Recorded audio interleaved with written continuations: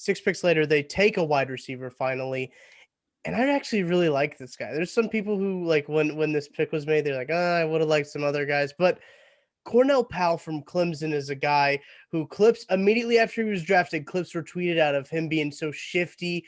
I think it Yeah. was the national championship game or it might have been the national semifinal game when they played against Ohio State. He was shifty. There was a route that he ran where he beat a guy like 5 different times. A guy that can really do well in the underneath routes that the Chiefs have been needing.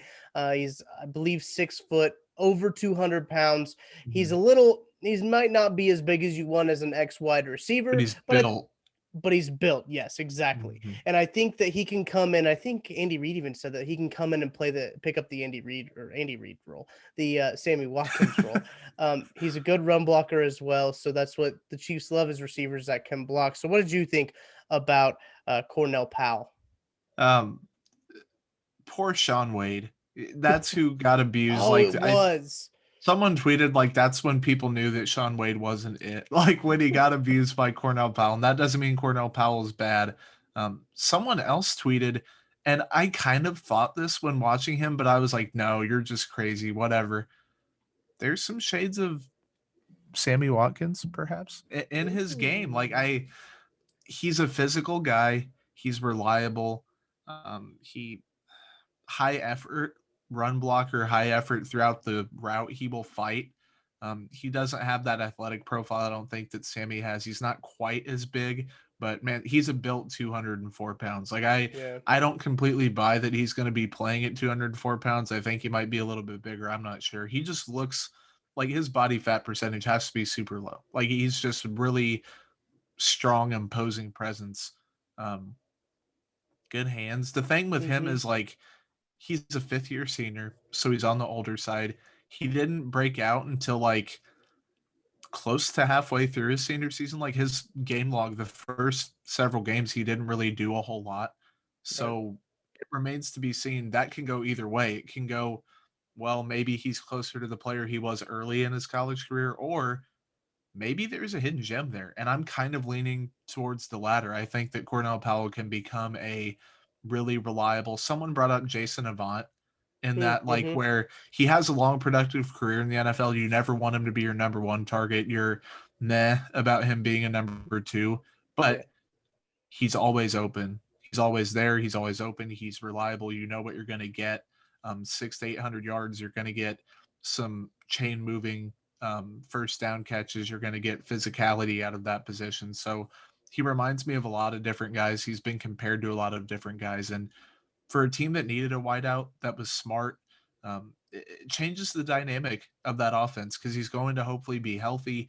He will out physical people. I don't know if that's a verb, compound verb that I just made up. He's going to out physical people for position. He fights and he works and he's smart. And those are all things that matter to the Chiefs. So does he start off on special teams? It's kind of like a Noah Gray thing. Like, who does he jump? Who does Hmm. he leapfrog? I I don't know about his fit long term in the slot, but Yeah. I think he might have a little bit of slot versatility. And for the Chiefs, that doesn't matter because Hardman's going to Hardman, but he can play outside because he has the size for it, obviously. And Hmm. there's a little difference. Like, we were talking, I think, with Connor about Amon-Ra St. Brown, 5'11 and a half, or 5'11 or 5'10. And what I think they were both 5'11, him and Tylen, Hmm. under 200 pounds. And you can look at them and then look at Cornell Powell and say he's obviously bigger than them Yeah. by at least a little bit. So that makes a difference. And Demarcus Robinson, that's going to be the guy, I think, barring Hmm. something insane happening. But the receiver room got better. And you just kind of take the good with the bad. Watkins last season wasn't necessarily healthy all the time. Couldn't really count on him to be there. Even in the Super Bowl, he wasn't 100%. He wasn't making stuff happen. So the Chiefs got better. The offensive line got better. We'll talk about that here in a second. And I think that the offense got better as a result of that pick. Yeah, you mentioned Demarcus Robinson. I don't think any snaps got taken away from Demarcus Robinson today.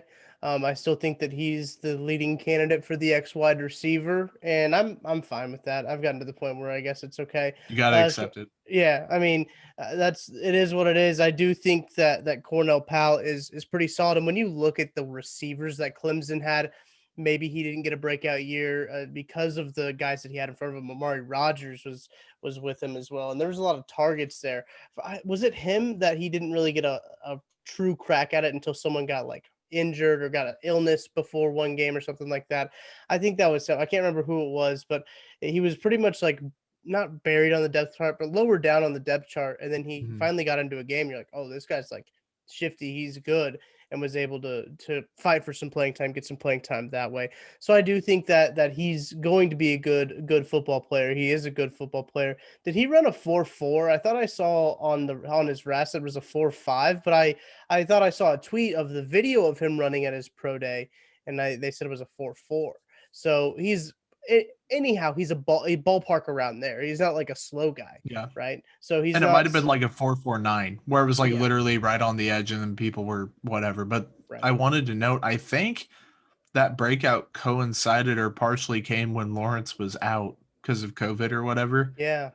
That was just an interesting dynamic. I think, like, don't quote me, but because it was a minute since I'd watched him, Mhm. but I think that's what happened. And that doesn't really matter at the next level that much. But the whole timing and development of him throughout his college career to be 23 years old or whatever and come in and be inconsistent and like even route to route, because people bring Mhm. up his route running as a plus. It's a plus when he is doing it well. Like there were reps where I was like, dang, that dude is polished. And then there were some where I was like, this guy looks like he hasn't seen the field much in 5 years. And it's going to be interesting to see. And if he can fix the little things, this is a steal. Like he's going to be a Oh yeah. starting X receiver caliber player. Even if not, going to be good value. He's going to make some plays here and there. So again, like you can't hate on these picks. And Veach has had some where you can hate on him and say, I just don't understand it at all. The player turns out to not work out. All of these guys have promise, and I think that's all you can really ask for. It's another position group too that needed an injection of talent and youth, Mhm. and they get it here with this guy. Because Powell, I mean, he's younger than most of the guys on the team, right? As you mentioned, he's Sure. already like 23, but he also's got talent too, and that's Mhm. what the Chiefs need at the wide receiver position.